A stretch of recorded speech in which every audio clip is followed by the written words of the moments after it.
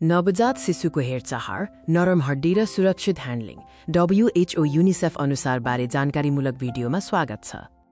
आज हामी वैज्ञानिक रूपमा प्रमाणित जानकारी साझा गर्दैछौँ कि नवजात शिशुको हड्डी किन नरम हुन्छ र उनीहरूलाई कसरी सुरक्षित तरिकाले ह्यान्डल गर्ने। नमस्ते सबैलाई। यी सुझावहरू WHO, युनिसेफ र अन्तर्राष्ट्रिय बालरोग विशेषज्ञका दिशानिर्देशहरूमा आधारित छन्। हाम्रा सबै सुझावहरू WHO, युनिसेफ र अन्तर्राष्ट्रिय बालरोग विशेषज्ञ AAP को दिशानिर्देशहरू अनुरूप छन्। नवजात शिशुको हड्डी किन नरम हुन्छ जानौं। नवजात शिशुहरू धेरै हड्डीहरू पूर्ण रूपमा कडा नभई जन्मिन्छन्। तिनीहरू कार्टिलेजबाट बनेका हुन्छन्, जुन नरम र बढी लचिलो हुन्छ। यो नरमपनले शिशुलाई जन्म नलीबाट सुरक्षित रूपमा बाहिर आउन मद्दत गर्छ र पहिलो वर्षमा मस्तिष्कलाई तीव्र रूपमा बढ्न दिन्छ। अब टाउको र गर्दनलाई कसरी सुरक्षित राख्ने भन्ने बारेमा कुरा गरौँ। शिशुको टाउकोमा भएका नरम ठाउँहरूलाई फन्टानले भनिन्छ। WHO ले यी बलियो झिल्लीले सुरक्षित छन् भनी पुष्टि गर्दछ, त्यसैले हल्का स्पर्श पूर्ण रूपमा सुरक्षित छ।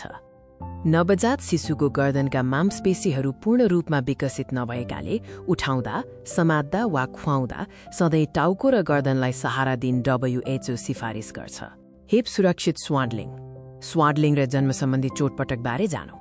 यदि शिशुलाई खुट्टा सिधा पारेर कडा गरी स्वान्डल गरियो भने हिप डिस्प्लेसियाको जोखिम बढ्छ। हिप स्वास्थ्य स्वान्डलिङमा घुँडाहरू हल्का झुकेको र हिपहरू स्वतन्त्र रूपमा खुल्ने हुनुपर्छ। केही शिशुहरूलाई जन्मको समयमा सानो हँसको हड्डी, क्लाभिकल फ्र्याक्चर, चोटपटक लाग्न सक्छ।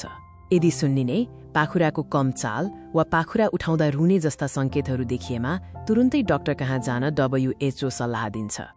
यहाँ WHO अनुरूप सुरक्षा सम्बन्धी केही सामान्य गल्तीहरू छन् जुन बेवास्ता गर्नुपर्छ। शिशुको पाखुरा वा खुट्टा नतान्नुहोस् र टाउकोको नरम ठाउँहरूमा बलियो दबाव नदिनुहोस्। खतरा कम गर्न शिशुलाई सधैँ पछाडि फर्काएर सुताउनुहोस्।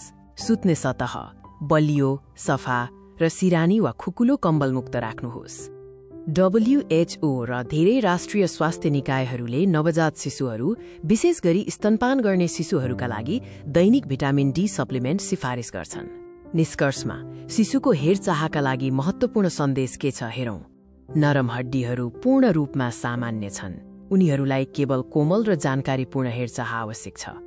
यदि तपाईलाई यो WHO समर्थित जानकारी सहयोगी लाग्यो भने कृपया लाइक र सब्स्क्राइब गर्नुहोस्। हेर्नुभएकोमा धन्यवाद।